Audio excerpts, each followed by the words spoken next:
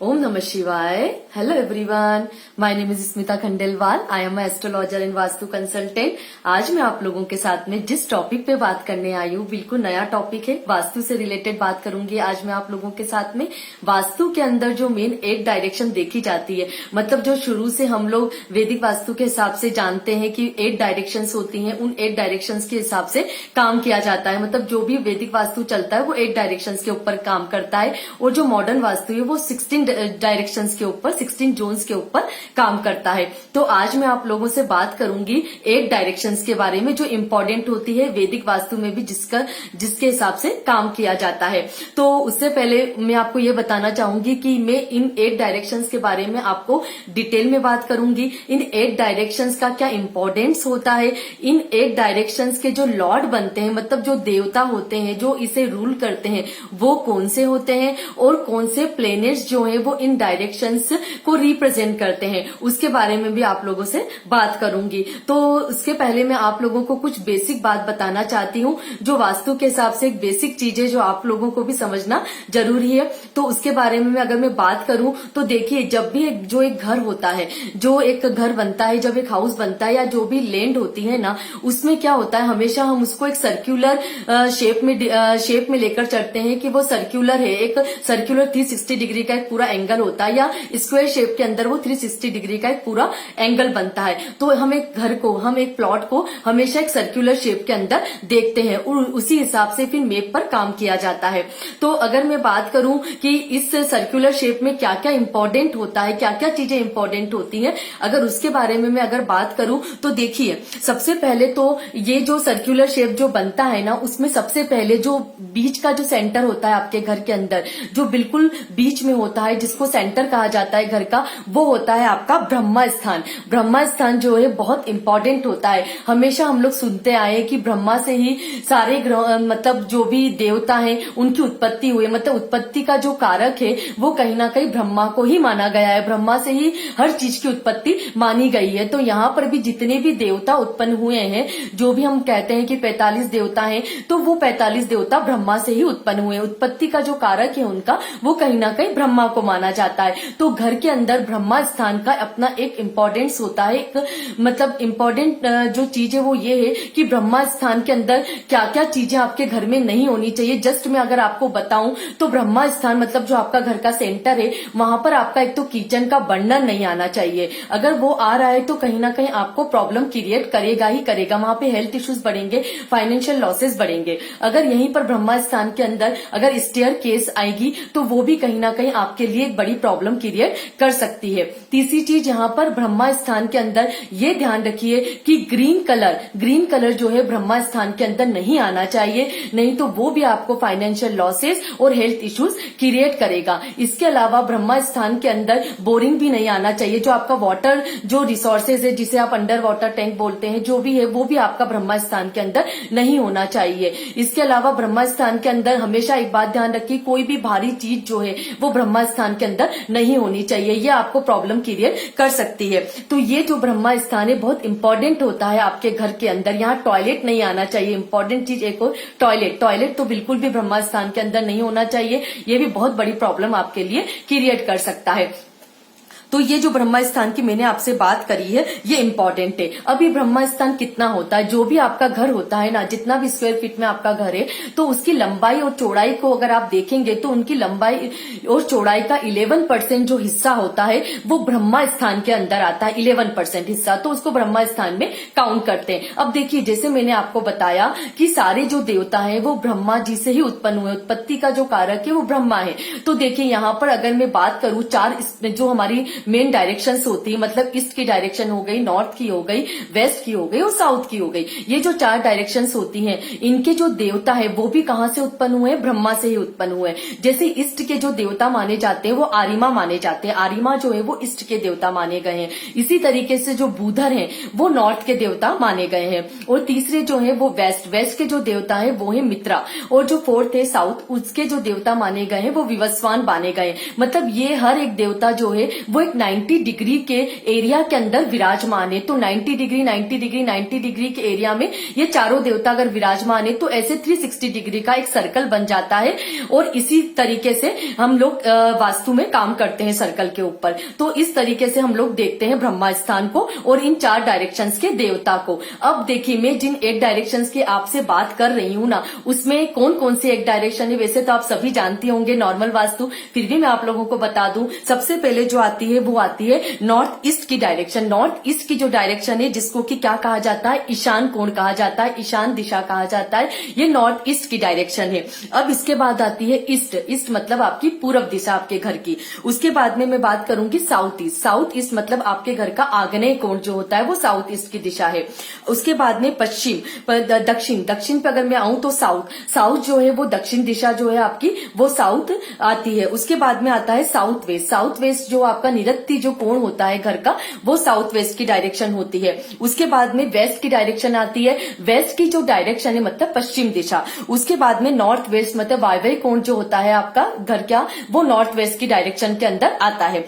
North west की direction उसे कहा जाता है। उसके बाद में आता है नॉर्थ। नॉर्थ मतलब उत्तर दिशा। तो इस तरीके से टोटल जो 8 डायरेक्शन है ये बहुत इंपॉर्टेंट मानी गई है और वैदिक वास्तु में इसी पर काम होता है। तो मैं आपसे इन 8 डायरेक्शंस के बारे में डिटेल में बात करूंगी कि इन 8 डायरेक्शंस के बारे में जो मैं बताऊंगी वो ये है कि नॉर्थ ईस्ट की डायरेक्शंस के अंदर डायरेक्शन में क्या होना चाहिए और क्या नहीं होना चाहिए। तो आज मैं नॉर्थ ईस्ट की डायरेक्शन के बारे में कवर करूंगी और उसके बाद मेरा 1 बाय 1 जो है नेक्स्ट डायरेक्शन के ऊपर वीडियो रहेगा। तो सबसे पहले मैं बात करती हूँ आपसे आज नॉर्थ ईस्ट की डायरेक्शन के बारे में। तो नॉर्थ ईस्ट की डायरेक्शन का क्या इंपॉर्टेंस होता है, नॉर्थ ईस्ट की डायरेक्शन क्यों इंपॉर्टेंट, आपके घर में सबसे जो इंपॉर्टेंट डायरेक्शन मानी जाती है वो है आपके घर की नॉर्थ ईस्ट की डायरेक्शन। नॉर्थ ईस्ट की डायरेक्शन का बहुत इंपॉर्टेंस है। क्यों है, क्योंकि नॉर्थ ईस्ट की जो डायरेक्शन है उसमें वास्तु पुरुष का सिर आता है। क्योंकि वास्तु पुरुष जैसे मैंने बताया था औंधे मुंह लेटे हुए हैं, तो उनका जो सिर आता है वो नॉर्थ ईस्ट की डायरेक्शन में आता है और ये आपके घर में सबसे सेंसिटिव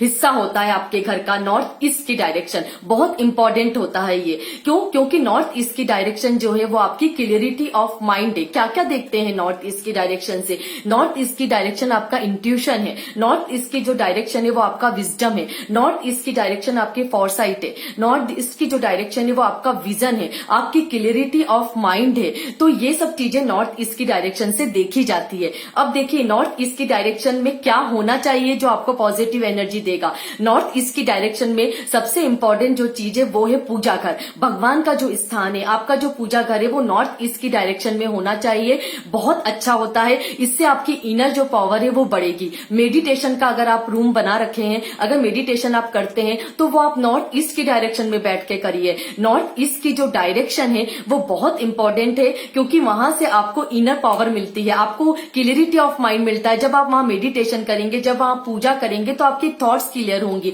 आप मतलब उस चीज को फोकस होके कर पाएंगे। तो इस तरीके से नॉर्थ ईस्ट की डायरेक्शन को देखा गया है। दूसरी चीज ये देखिए कि नॉर्थ ईस्ट की जो डायरेक्शन के जो लॉर्ड बनते हैं ना, जो स्वामी बनते हैं, जो देवता बनते हैं, वो बनते हैं लॉर्ड शिवा। शिव जो है वो इस डायरेक्शन के देवता माने गए हैं और इसलिए भगवान शिव का परिवार का जो फोटो है वो आप नॉर्थ ईस्ट की डायरेक्शन में लगाइए, इससे आपको अच्छा रिजल्ट आएगा। एक रेमेडी के तौर पर है ये कि आप भगवान शिव के परिवार का फोटो नॉर्थ ईस्ट की डायरेक्शन के अंदर लगा सकते हैं। इसके अलावा आप नॉर्थ ईस्ट की डायरेक्शन जो है उसमें अगर हम एस्ट्रोलॉजी के हिसाब से देखें तो जुपिटर जो प्लेनेट है जो सबसे इंपॉर्टेंट होता है कुंडली में, अगर आपका जुपिटर अच्छा है ना तो भगवान आपको हर मुसीबत से बाहर निकालेगा। अगर आपका जुपिटर अच्छा है ना तो आप अच्छे इंसान बनेंगे। तो जुपिटर का बहुत इंपॉर्टेंस होता है एस्ट्रोलॉजी के अंदर। तो जुपिटर ही इस नॉर्थ ईस्ट की डायरेक्शन को रूल करता है, नॉर्थ ईस्ट की डायरेक्शन को रिप्रेजेंट करता है। तो जुपिटर का इंपॉर्टेंस भी इतना ही है और लॉर्ड शिवा का भी इंपॉर्टेंस इतना ही है। तो अगर मैंने ये नॉर्मल बात आपको बताई है कि नॉर्थ ईस्ट की डायरेक्शन के अंदर क्या होना चाहिए, अगर मैं बात करूं क्या नहीं होना चाहिए उसके बारे में तो वो ज्यादा इंपॉर्टेंट है। देखिए नॉर्थ ईस्ट की डायरेक्शन में जो चीज नहीं होनी चाहिए वो है आपका घर का टॉयलेट। आपके घर में जो टॉयलेट है अगर वो नॉर्थ ईस्ट की डायरेक्शन में आ रहा है तो वो सबसे खराब कंडीशन आपके लिए क्रिएट करेगा। मतलब वो आपको मेजर से मेजर हेल्थ इश्यूज क्रिएट कर सकता है, कैंसर जैसी प्रॉब्लम दे सकता है, कोई ऐसी बड़ी बीमारी दे सकता है जो माइंड से रिलेटेड हो, ब्रेन से रिलेटेड प्रॉब्लम हो, डिप्रेशन दे सकता है बहुत ज्यादा। ऐसे में व्यक्ति का जो माइंड है वो काम करना बंद कर देता है, वो डिप्रेशन में जी जा सकता है, बड़ी उसको ब्रेन से रिलेटेड कोई प्रॉब्लम हो सकती है। तो नॉर्थ ईस्ट की, क्योंकि क्या है यहाँ पर देखिए वास्तु पुरुष का सिर है, जब यहाँ पर आप कोई डिस्पोजल एक्टिविटी करेंगे तो आप उसका रिजल्ट क्या हो सकता है खुद भी सोच सकते हैं। तो ये बहुत जरूरी है। अगर नॉर्थ ईस्ट में अगर आपका टॉयलेट है तो वास्तु रेमेडी के तौर पर इसमें कोई श्योर शॉर्ट रेमेडी नहीं है कि इसमें कोई 100% आपको कोई रिजल्ट आ जाए। इसमें यहाँ पर इंपॉर्टेंट यही होता है कि अगर नॉर्थ ईस्ट में अगर आपका टॉयलेट आ रहा है तो उसे रिमूव कर दीजिए, वो इंपॉर्टेंट है। यहाँ पर अगर आ रहा है तो उसे रिमूव करना पड़ेगा। तो नॉर्थ ईस्ट के टॉयलेट होना यहाँ पर बहुत खराब कंडीशन होता है।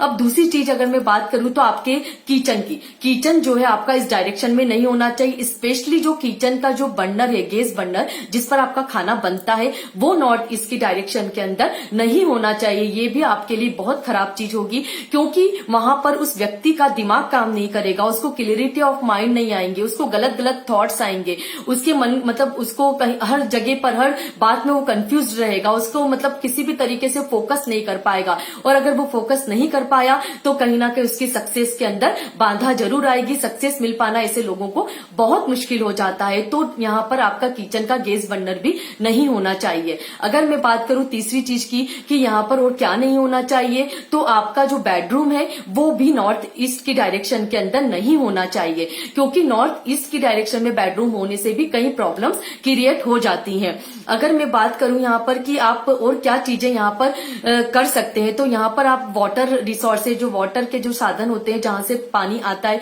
वो चीजें नॉर्थ ईस्ट की डायरेक्शन में हो सकती हैं, उसमें कोई इतनी प्रॉब्लम नहीं है। लेकिन जो चीजें नहीं होनी चाहिए उसका ध्यान दीजिए, क्योंकि अगर वो चीजें हो रही हैं वहां पर, अगर नेगेटिव एनर्जी क्रिएट हो रही है किसी ना किसी तरीके से, तो वो आपको पूरी तरीके से खराब करेगी, आपके घर को खराब करेगी, ये ध्यान रखिए। दूसरी चीज यहाँ पर एक जो इंपॉर्टेंट चीज वो है कि नॉर्थ ईस्ट की डायरेक्शन जो है उसे हमेशा साफ रखिए, नॉर्थ ईस्ट की डायरेक्शन को हमेशा क्लीन रखिए। वहां किसी भी तरीके की गंदगी नहीं होनी चाहिए, वहां डस्टबिन वगैरह नहीं होना चाहिए आपका, नहीं तो आप कभी समझ ही नहीं पाएंगे, आपको प्रॉब्लम्स आएंगी आएंगी आएंगी कंटिन्यूसली, पर आप समझ नहीं पाएंगे क्यों हो रहा है ऐसा हमारे साथ। क्योंकि जैसी आपकी कुंडली बंद होती है ना, उसी तरीके से आपको घर भी मिल जाता है, उसी तरीके से आप अपने घर में चीजों को व्यवस्थित भी कर देते हैं। ये मतलब ये एस्ट्रो वास्तु के हिसाब से अगर हम देखें ना, तो ये कॉम्बिनेशन बहुत मतलब बढ़िया बन जाता है, जिसमें कि ये कुंडली से ही किसी भी व्यक्ति के घर का पता लग जाता है कि उसके घर में क्या क्या चीजें कहाँ कहाँ पर होंगी। तो ये इंपॉर्टेंट चीजें हैं जो मैंने आपको